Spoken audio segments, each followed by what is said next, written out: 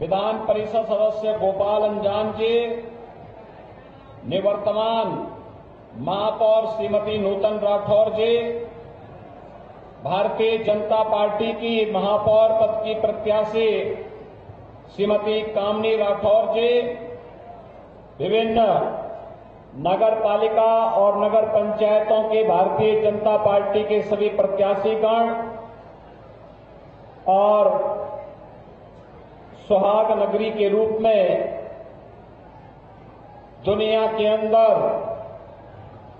अपनी कला का परचम लहराने वाले मेरे फिरोजाबाद से जुड़े हुए सभी उपस्थित भाइयों बहनों,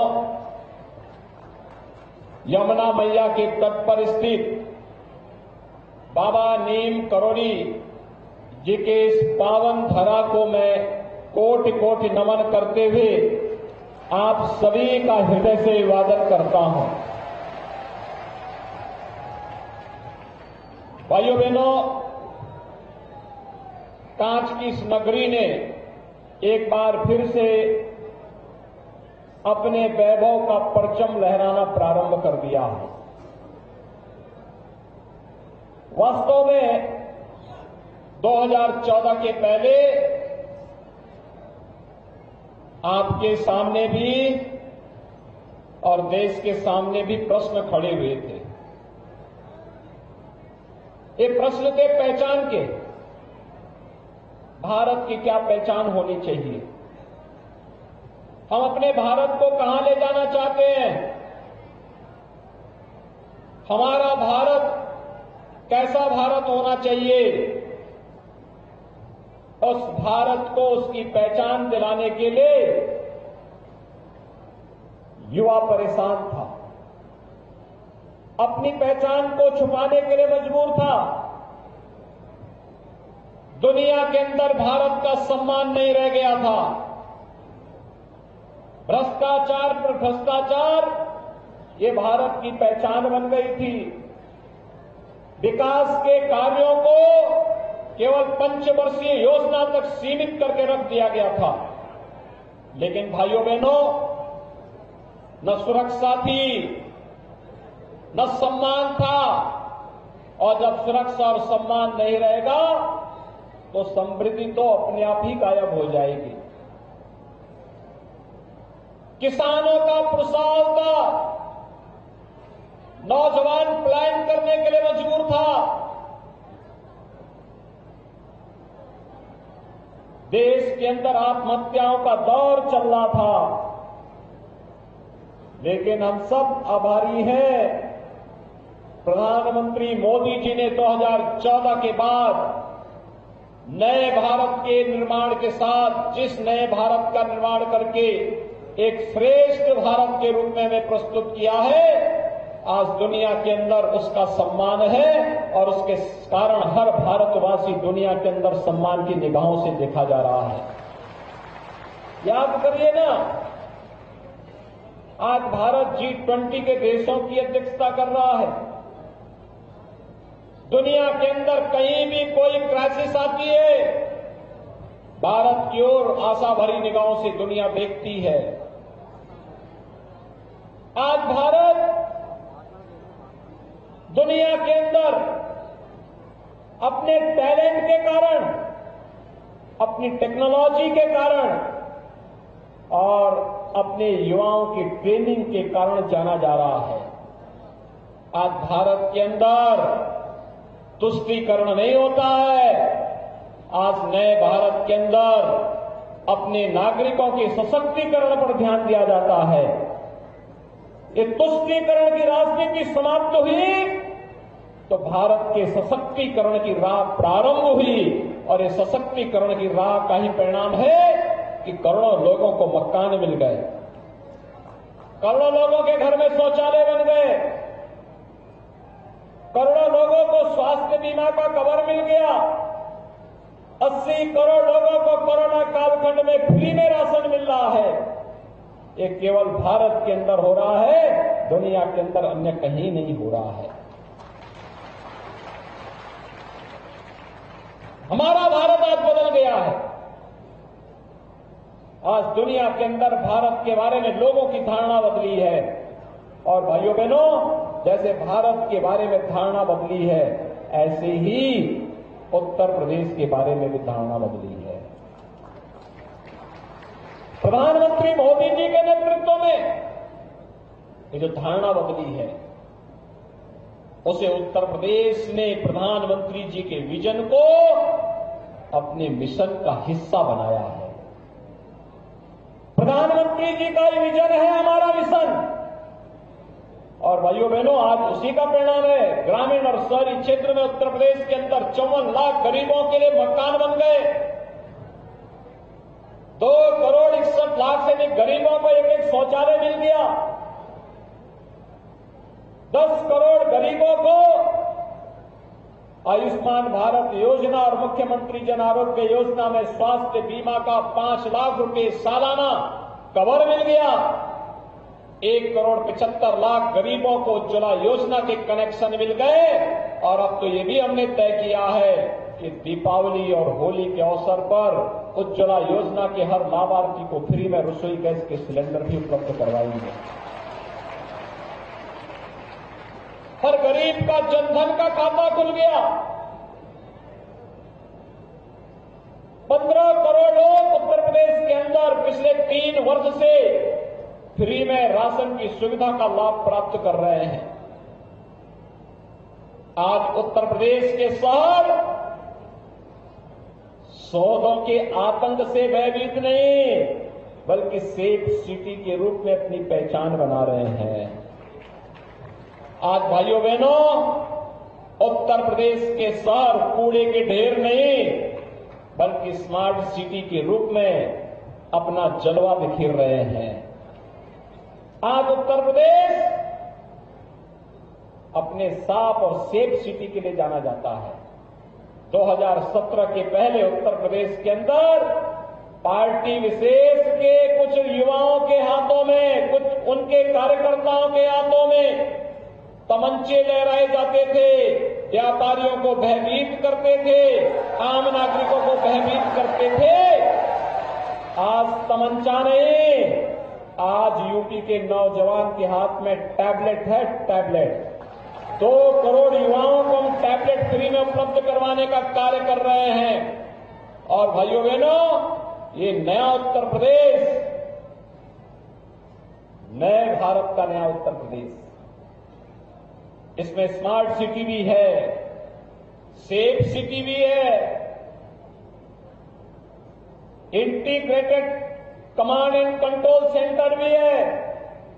सिटी सर्विलांस सेंटर के माध्यम से न केवल स्वच्छता के कार्यक्रम को, ट्रैफिक मैनेजमेंट के साथ साथ वहां की स्वास्थ्य की व्यवस्था को भी नियंत्रित किया जाता है। याद करिए, कोरोना कालखंड में कमांड एंड कंट्रोल सेंटर ने ही काम किया था। 2 वर्ष पहले जन्माष्टमी के दिन में आया था फिरोजाबाद में, तब डेंगू का कहर था, लोग जन्माष्टमी का उल्लास मना रहे थे।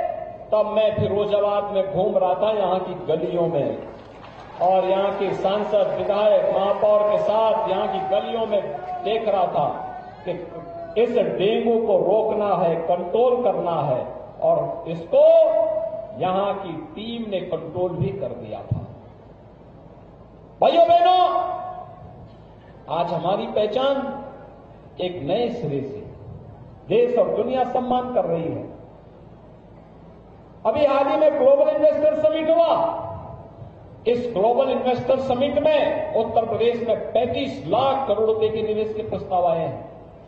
ये 35 लाख करोड़ का मतलब 1 करोड़ से अधिक नौजवानों को सीधे सीधे नौकरी मिलेगी, करोड़ों नौजवानों को रोजगार की सुविधा प्राप्त होगी।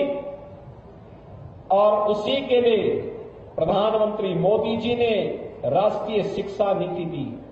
ये राष्ट्रीय शिक्षा नीति भारत के टैलेंट को, यूपी के टैलेंट को टेक्नोलॉजी और ट्रेनिंग के साथ जोड़ने और फिर उसको स्थानीय स्तर पर ही नौकरी उपलब्ध कराने का एक बहुत अच्छा माध्यम बनने जा रहा है।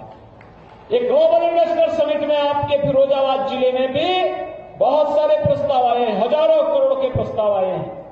ये हजारों करोड़ के प्रस्ताव हजारों नौकरियों को लेकर के आने वाला है, लेकिन उसके लिए हमें तैयार होना होगा। पिछले 5 वर्ष के अंदर आपके फिरोजाबाद के अंदर ही अगर मैं आपको बताऊं, इतनी योजनाओं का पैसा आया है। अकेले प्रधानमंत्री आवास शहरी में 44,700 से अधिक लोगों को एक एक आवास मिला है। याद करिए, एक समय था 2017 के पहले जब गरीबों की जमीनों पर और उनके मकानों पर जबरन कब्जा कर लिया जाता था, और आज गरीब को मकान दिया जा रहा है। 2.5 लाख रुपए हर गरीब को उपलब्ध कराए जा रहे हैं। 44,717 गरीबों को एक एक आवास दिया गया है। यहां पर नगर निगम में 35,279 को 89 को, और शेष आवास अन्य नगर निकाय जो हैं यहां पर उनमें 9,428 को दिया गया है। पहले व्यापारियों से और फुटपाथ पर सामान बेचने वाले जो व्यापारी हैं, स्ट्रीट वेंडर हैं, इन लोगों से रंगदारी वसूली होती थी, और अब 22,535 वेंडर्स को पीएम स्वनिधि योजना के माध्यम से बैंक में यानी ब्याज मुक्त ऋण उपलब्ध करवाया गया है। भाइयों बहनों, उत्तर प्रदेश में 1 करोड़ निराश्रित महिलाओं को, वृद्धजनों को और दिव्यांगजनों को 12,000 रुपए सालाना पेंशन की सुविधा दी जा रही है।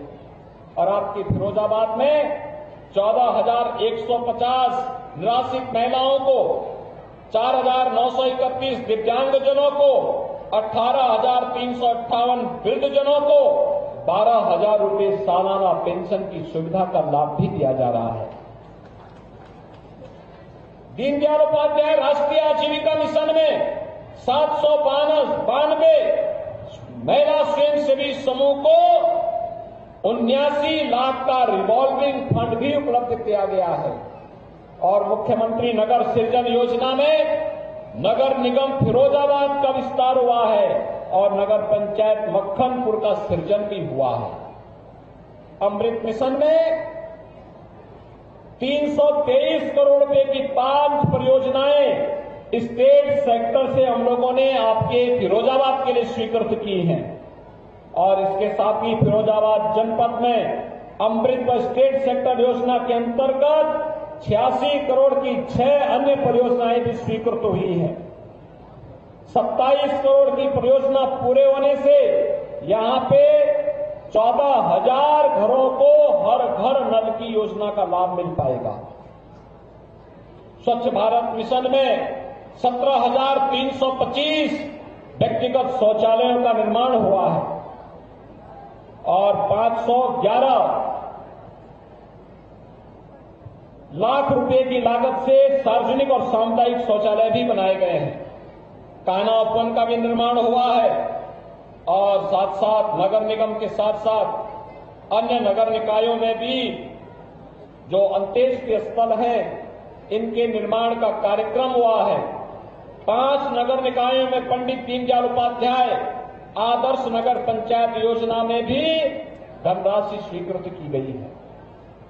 भाइयों बहनों, विकास के लिए आज पैसे की कमी नहीं है, लेकिन विकास के लिए विजन भी चाहिए और विकास के लिए नेतृत्व भी चाहिए। और उसी विजन के साथ आज प्रधानमंत्री मोदी जी के विजन को यूपी का मिशन मान करके हम लोग आज इस नगर निकाय चुनाव में आए हैं।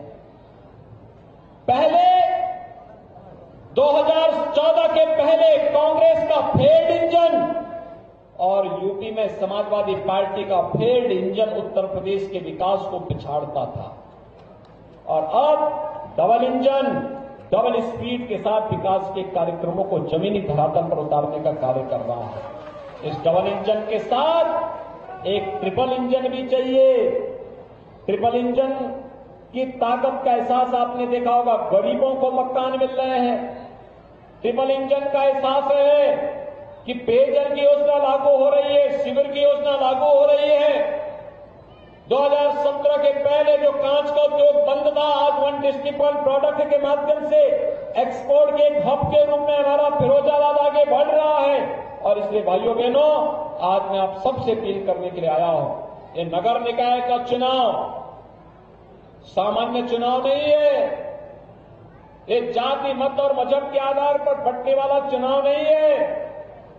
डबल इंजन सरकार की योजनाओं का लाभ जमीनी धरातल पर उतारने के लिए एक सक्षम और योग्य बोर्ड बनाने का चुनाव है और उस बोर्ड के माध्यम से जनता की बुनियादी सुविधाओं का समाधान करने का चुनाव है। और फिरोजाबाद ने इस दिशा में बेहतरीन कार्य किया है, बहुत अच्छा काम किया है। अगर आपको दिखाऊं मैं, स्वच्छ भारत सर्वेक्षण 2020 में 3,10,000 तक की जनसंख्या वाले शहरों की कैटेगरी में नगर निगम फिरोजाबाद को फास्टेस्ट मूवर सिटी के रूप में, सबसे तेज मूवर सिटी के रूप में अवार्ड प्राप्त हुआ है। नगर निगम फिरोजाबाद को स्वच्छ वायु सर्वेक्षण 22 में नेशनल क्लीन एयर प्रोग्राम पूरे भारत में दूसरा रैंक प्राप्त हुआ है और national clean air city award के साथ साथ 50 लाख रुपए की प्रोत्साहन राशि भी प्राप्त हुई है। अब आप देख सकते हैं, जब प्रयास होते हैं तो सब आ जाता है। और इसीलिए आज मैं आपके पास आया हूं आपसे अपील करने के लिए। आपने पिछली बार भारतीय जनता पार्टी के महापौर को जिताया था। भाइयों बहनों, फुल मेजोरिटी का बोर्ड बनना चाहिए, फुल मेजोरिटी का बोर्ड। और साथ साथ अन्य नगर निकाय भी हैं। यहां पर हमारे जो महापौर की प्रत्याशी है, मैं उनको बुला रहा हूं, एक बार इन सबका जोरदार ताली बजा करके इनका अभिवादन करेंगे। श्रीमती कामनी राठौर महापौर पद की प्रत्याशी हैं, श्रीमती रानी देवी गुप्ता प्रत्याशी सिकोहाबाद, श्री दीपक राजौरिया प्रत्याशी टुंडला, श्रीमती रंजना सिंह प्रत्याशी सिरसागंज, श्री राजीव गुप्ता प्रत्याशी जसराना, श्रीमती गीता दिवाकर प्रत्याशी मक्खनपुर, श्रीमती माया देवी सागर प्रत्याशी एका और श्रीमती रेखा देवी प्रत्याशी फरिया। ये भारतीय जनता पार्टी के सभी प्रत्याशीगण हैं। और इसमें से तो मैं देख रहा हूं कि 1, 2, 3, 4, 5, 6 तो केवल महिलाएं हैं।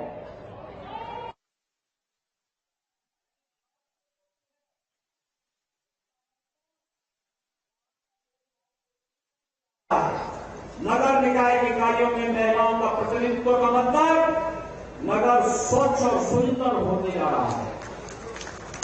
आप इन सबको जिताएंगे, दोनों हाथ लगा के बोलो, थोड़ा दोनों हाथ लगा के समर्थन दीजिए। सभी जिताएंगे ना? इसके साथ इनका बोर्ड भी जितने पार्षद किए हैं, भारतीय जनता पार्टी ने जिन्हें पार्षद पद के लिए उतारा है, इन सभी को चुनाव जिताना है कमल चुनाव चिन्ह पर। सभी सहमत हैं? सभी लोग सहमत हैं? सभी लोग सहमत हैं? बोले काव्य बिहारी लाल की, कृष्ण कन्हैया की, राधे रानी की, भारत माता की, भारत माता। योगी आदित्यनाथ को सुन रहे थे आप। फिरोजाबाद से संबोधित कर रहे थे मुख्यमंत्री योगी आदित्यनाथ। और निकाय चुनाव को लेकर योगी आदित्यनाथ की हुंकार आज देखने को मिली। मथुरा के बाद फिरोजाबाद पहुंचे मुख्यमंत्री और उसके बाद उन्होंने जनसभा को संबोधित किया, जहां पर उन्होंने अपने सरकार की योजनाओं का भी जिक्र किया। देश में किस तरीके से तमाम विकास के काम हो रहे हैं, इस बात का जिक्र किया। सरकार ने कैसे सूडान में फंसे हुए भारतीयों को सुरक्षित निकाला, इस बात का जिक्र भी मुख्यमंत्री करते नजर आए। और पीएम के नेतृत्व में देश में कैसे विकास हो रहा है, इसका भी जिक्र मुख्यमंत्री ने किया है। तो ट्रिपल इंजन सरकार की जरूरत है, निकाय में भी बीजेपी को वोट दें, ऐसा उन्होंने कहा है। और अगर निकाय में भी भारतीय जनता पार्टी के लोग जीतकर पहुंचेंगे तो विकास को और भी ज्यादा प्रबलता मिलेगी, ऐसा मुख्यमंत्री ने कहा है।